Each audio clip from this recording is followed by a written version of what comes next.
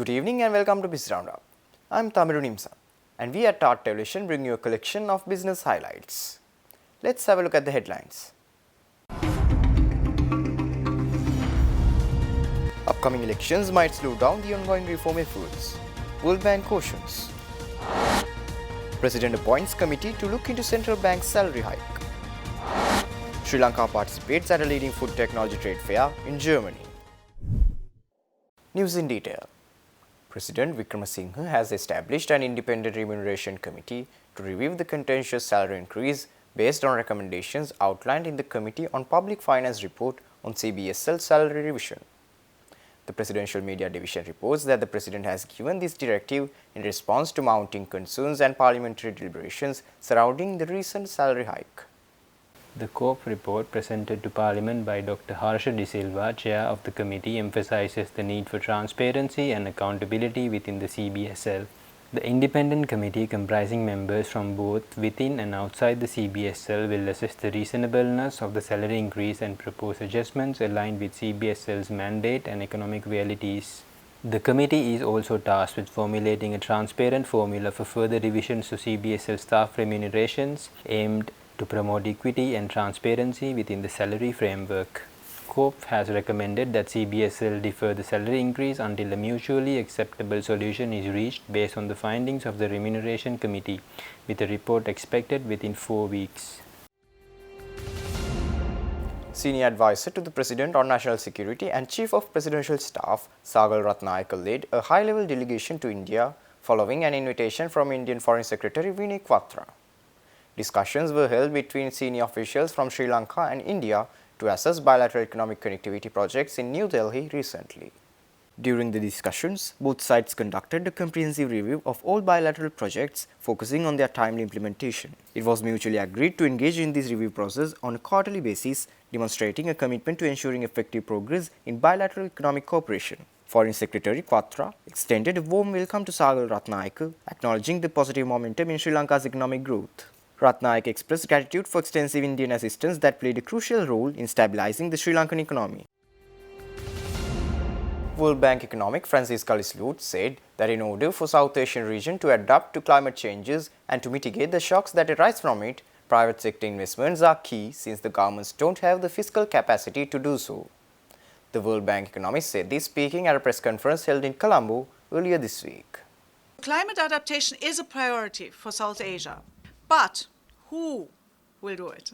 Governments are severely constrained, fiscally constrained. Fiscal positions are weak. Government debt is the highest of any emerging market and developing economy region.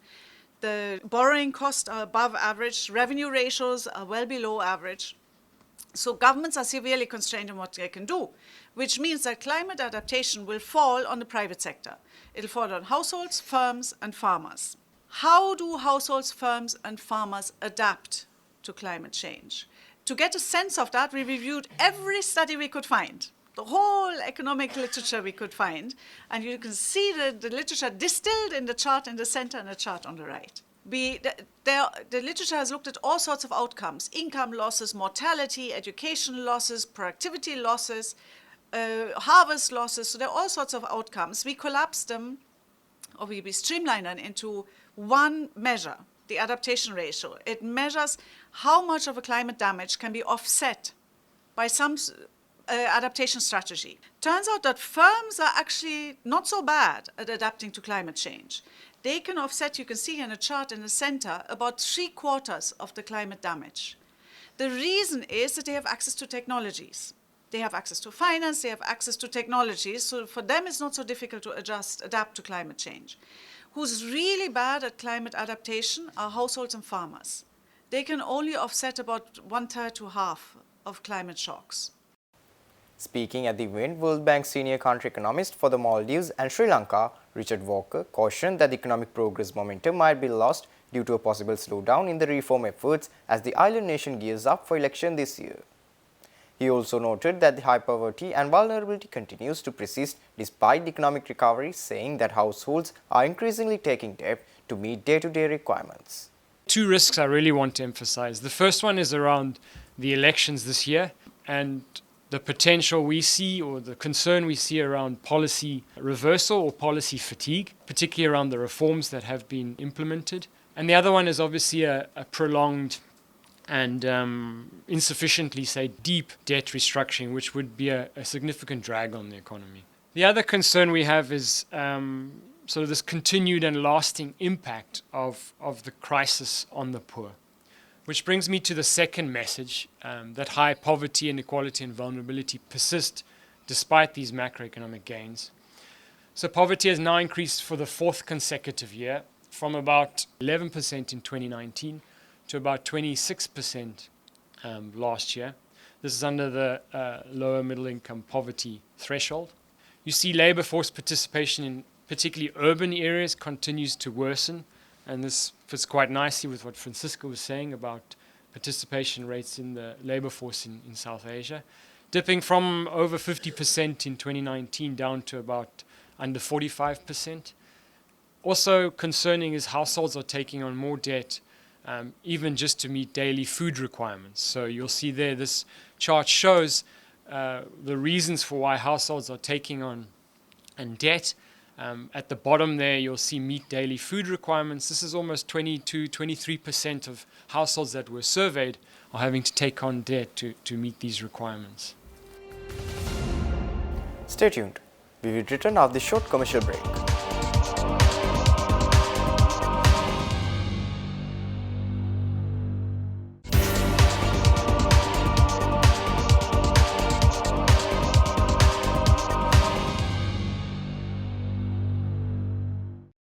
Welcome back after the break. A Sri Lankan delegation consisting of government and private sector stakeholders participated at the prestigious UNGA Food Tech Trade Fair in Cologne, Germany recently. Organized by the Delegation of German Industry and Commerce in Sri Lanka, this initiative aimed to provide key stakeholders with insights into the latest advancements in food production, processing, packaging and storage. UNGA Food Tech, renowned as a global leader in showcasing innovations across the food technology spectrum, offered an invaluable opportunity for industry professionals to stay abreast of developments in the field.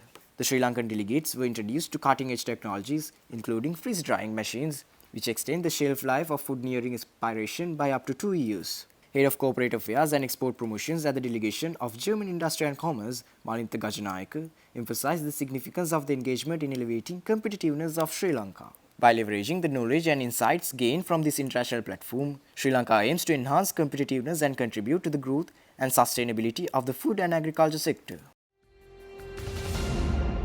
Finance State Minister Shayan Semasinghe cautioned against underestimating the complexities of managing the nation's affairs, emphasizing the President's unique expertise and suitability for this task. The minister said this speaking at the Presidential Media Center on Tuesday. Semasinghe also announced plans for a follow-up survey following the distribution of relief benefits of 2.4 million Aswasuma recipients. Anticipating approximately 400,000 submissions for the second phase, authorities aim to ensure the subsidy reaches the appropriate recipients through comprehensive evaluations. On the economic front, Semasinghe noted a methodical reduction in the overall economic burden, citing a decrease in inflation by 0.9% over the past month. This positive trend signals progress towards strengthening the rupee and fostering a conducive environment for consumer benefits. However, concerns have been raised about the public not reaping the benefits amidst reduced prices. To address this, plans are underway to launch a weekly notification system for wholesale prices. This initiative aims to enhance transparency and empower consumers with better insights into retail pricing dynamics. In the realm of debt restructuring, significant headway has been made with the second review with the International Monetary Fund finalized and approved at the staff level. Small and Medium Enterprises Development State Minister Prasanna Ranawira said that Sri Lanka has recorded an export income of over 980 million rupees in the past 2 months, indicating positive economic growth. State Minister Ranawira emphasized the importance of fostering an entrepreneurial environment within schools to support the development of future entrepreneurs. Speaking at a press conference at the Presidential Media Center under the theme Collective Path to a Stable Country, the State Minister expressed confidence in the nation's economic direction. He stated that the government's efforts have resulted in an increase in the number of entrepreneurs from 2.5% to 3%. He said that these statistics affirm that the country is moving in the right direction economically. The State Minister highlighted recent achievements, including the awarding of diploma course certificates to nearly 500 students by the Sri Lanka Institute of Textile and Apparel. Additionally, collaborations with the Industrial Development Board have led to the establishment of school entrepreneurial circles, laying the foundation for a robust manufacturing economy. The State Minister also outlined welfare initiatives benefiting underprivileged families and school children, including a lunch program catering to 1.7 million students. He went on to say that efforts to boost industries such as clay, brass, and cane are also underway, with exports of these products initiated to countries like Italy, Canada, and Germany. Stay tuned. We will return after the short commercial break.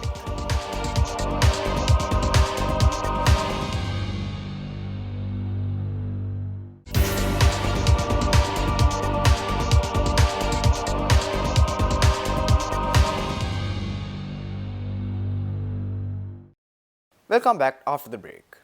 An interactive session was hosted by the Sri Lanka Maldives Business Council with the participation of the High Commissioner Designate to the Maldives, Ranga Gunawardena, at the Ceylon Chamber of Commerce premises recently.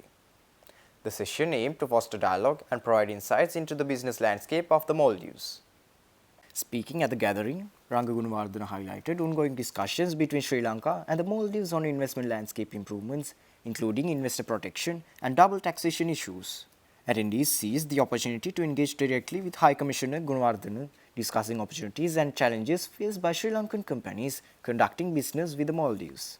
CEO of the Ceylon Chamber of Commerce, Buneka Bahu Pereira, delivered the welcome remarks, emphasizing the significance of the session in enhancing trade and commerce between the two nations. President of the Sri Lanka Maldives Business Council, Sudesh Mendis, shared insights on bilateral business relations and expressed the Council's commitment to working closely with the High Commissioner. A delegation from the Thai Prime Minister's office visited HIP to explore opportunities and understand its operations under the public-private partnership between the Government of Sri Lanka and CM Port recently. The delegation, led by Deputy Director from Directorate 8 of Thailand, Wannapol Niamthong, along with Minister Councillor from the Royal Thai Embassy in New Delhi, Surapat Hossain, delved into HIP's operations. Accompanied by Councillor from the Royal Thai Embassy in Sri Lanka, Prangtip, delegation received a detailed presentation by Senior Management of Port Investment Services Sabrina Edirisinghe. The presentation covered HIP's facilities, current and potential business opportunities and further plans. The presentation highlighted 6 key areas of focus for HIP, including the South Asian Energy Service Centre, South Asian Ro-Ro Transfer Centre, Maritime Service Centre, Industrial Park Container Transfer Centre and Sri Lanka's Bulk Cargo Distribution Centre. Plans for the commencement of the first phase of container operations were also discussed. COO of Hambantota International Port, Thissa Wickramasinghe, stated that Sri Lanka and Thailand are preparing to sign further impetus for these interactions. Wickramasinghe further said that the HIP wishes to engage with Thai businesses and investors on several levels. The entertainment industry buzzed with excitement as the Raigam Telis Awards, organized by the Raigam Telis Secretariat, honored excellence in teledramas, media programs and television news programs screened throughout the year. The prestigious award ceremony was held in Colombo on the 30th of March 2024. President Ranil Wickramasinghe graced the occasion, personally representing awards to esteemed recipients. Veteran artists Atula Ransilral, Givanta Arthasad and Grace Tennakon were among those honoured for their outstanding contributions to the industry. A highlight of the evening was the presentation of the prestigious Raigam Pratibha Prabha Honorary Award to Dr. Rohana Veerasinghe, recognizing his exceptional achievements. The teledrama Eyadam Bendela, directed by Prasanna Jayakodi and produced by Vasantha Kannangara, garnered multiple awards, including Best Teledrama Director and Best Teledrama of the Year. The award ceremony was a vibrant affair, featuring captivating performances by seasoned singers and actors. With that, we wind up for today. For this and more, subscribe to our channel on YouTube and follow us on Facebook. See you tomorrow with State of Business at 7:45 p.m. Take care and good night.